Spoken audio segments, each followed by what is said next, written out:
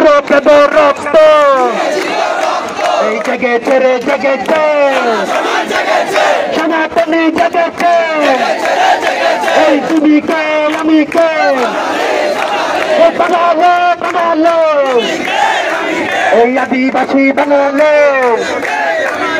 তুমি কে আমি কে এই হিন্দু সমাজের অ্যাকশন সনাতনী অ্যাকশন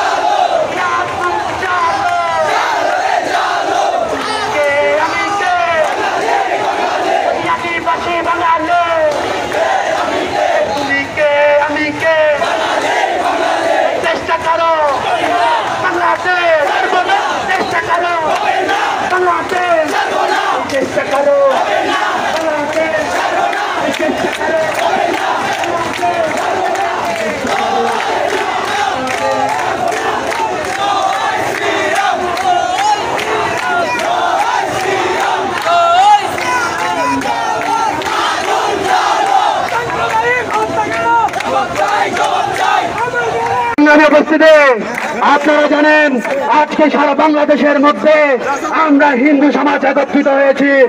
আপনারা জানেন হিন্দুদের ঘরে ঘরে হামলা হচ্ছে, আপনারা জানেন হিন্দুদের মন্দিরে মন্দিরে হামলা হচ্ছে। সংগ্রামী উপস্থিতি আমরা বলতে চাই বৈষম্য বিরোধী আন্দোলনের মধ্য দিয়ে দেশ স্বাধীন হলেও হিন্দুরা এখনো পুরোপুরি স্বাধীন হয় নাই, হিন্দুদের কোনো নিরাপত্তা নাই, হিন্দুরা এখনো পরাধীন, আমাদের স্বাধীনতা পুরোপুরি ভাবে কেড়ে নেওয়া হয়েছে।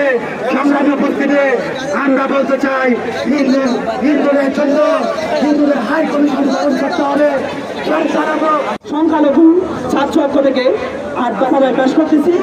আমাদের প্রথম দফা হচ্ছে গত কয়েকদিনে দেশব্যাপী সংখ্যালঘুদের উপর ভাঙচুর, লুটপাট, নির্যাতনের ঘটনায় বিচার বিভাগীয় তদন্তপূর্বক দোষীদের উপযুক্ত শাস্তির ব্যবস্থা এবং নিরীহ সংখ্যালঘু ব্যবসায়ী ও জনসাধারণকে যথাযথ ক্ষতিপূরণ প্রদান।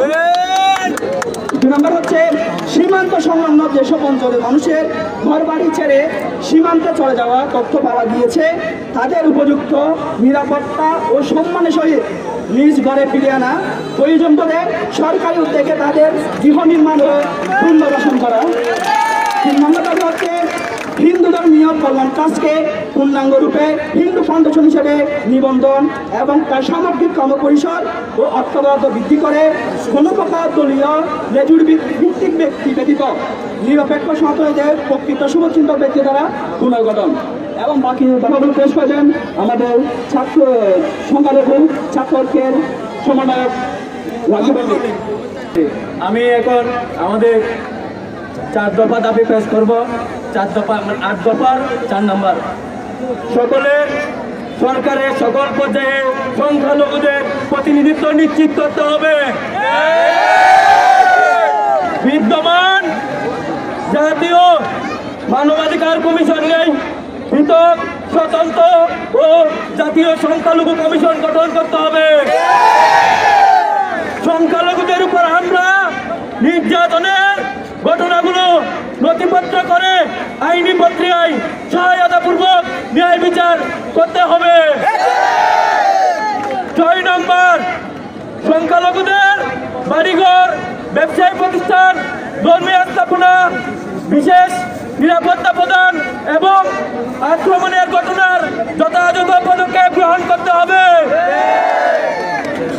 পরিস্থিতি পূর্ণরূপে স্বাভাবিক না ফেরা পর্যন্ত সেনাবাহিনী এই ব্যাপারে দায়িত্ব পালন করবে। ছাত্র ঐক্য পরিষদের যে 8 দফা রয়েছে, 8 দফার 7ম দফাটি আমি উপস্থাপন করতেছি।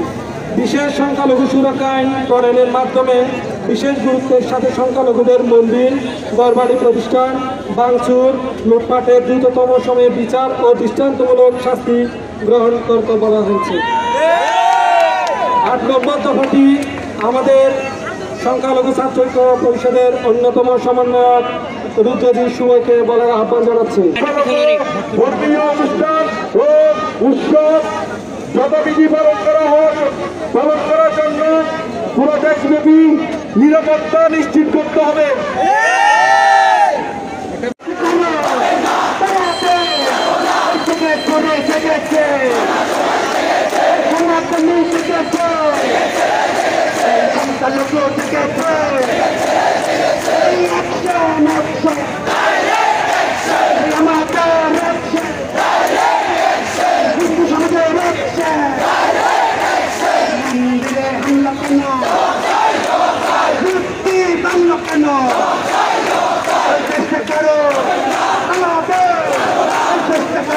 আপনারা দেখছেন দৈনিক কর্ণকণ্ঠ, সবার কথা বলে।